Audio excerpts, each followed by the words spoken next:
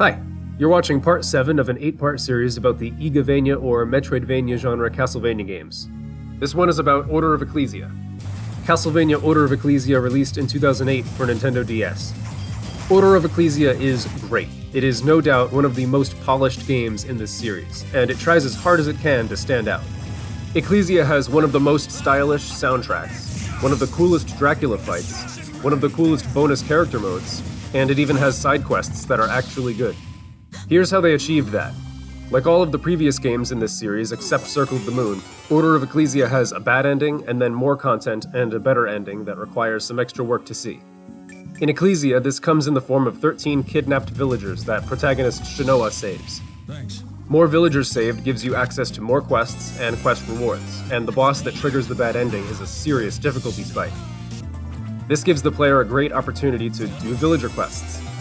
And when you do see the bad ending, it gives glimpses of the locations of the remaining villagers, so even villagers hidden behind breakable walls are findable. Saving all 13 of them is the action that allows you to pass the bad ending and see the rest of the game. It's a pretty well thought out and executed system.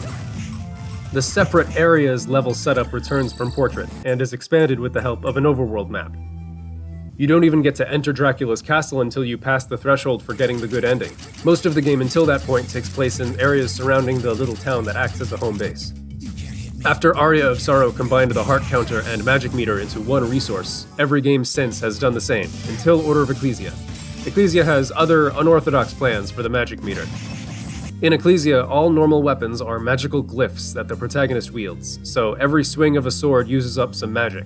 To compensate, magic refills very quickly in this game.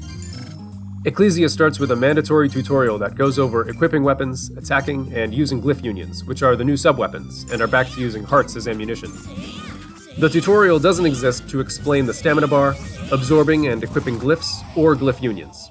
The tutorial exists to show off what the game calls combos. You have two main attack buttons corresponding to the protagonist's left and right hands, just like in Symphony of the Night, and the recovery frames of attacks can be cancelled out of by alternating attacking with each hand.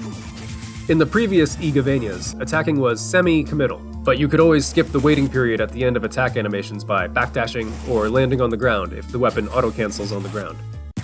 These small changes compared to classic Castlevania games sped up the combat significantly.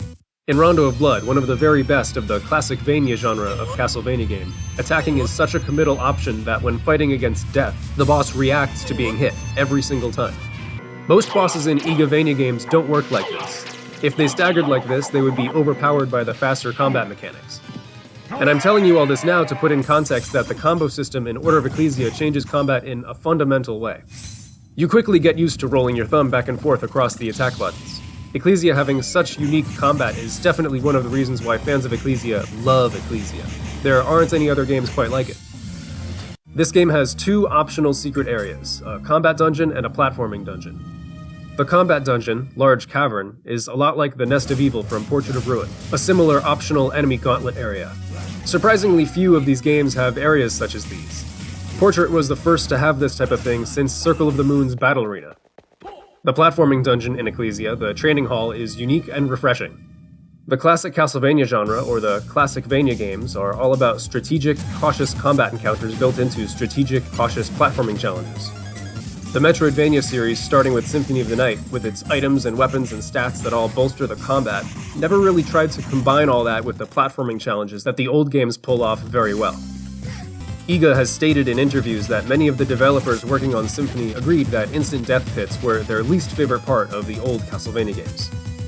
This platforming dungeon in Ecclesia, the training hall, dips its toes into actual platforming challenges for the first time in a long time. Circle of the Moon, the only game in this set with no involvement from Iga, arguably does a better job balancing platforming and combat gameplay than most of the rest, and the training hall's background graphics and level tile set seem to directly pull from Circle of the Moon stylistically as sort of a nod.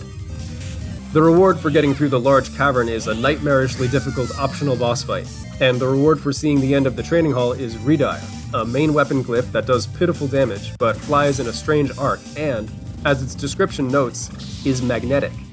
The first movement-related ability you find in Ecclesia is Magnus, an ability that lets you use magnetism to fling the protagonist around, and used with Redire, it creates a super odd but learnable method for flight.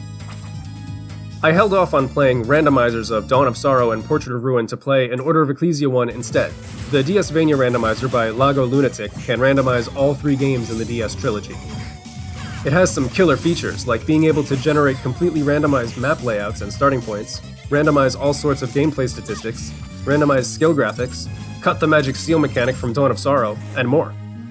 I ended up having so much fun playing the Order of Ecclesia randomizer that I went ahead and played a Dawn run and a Portrait run too.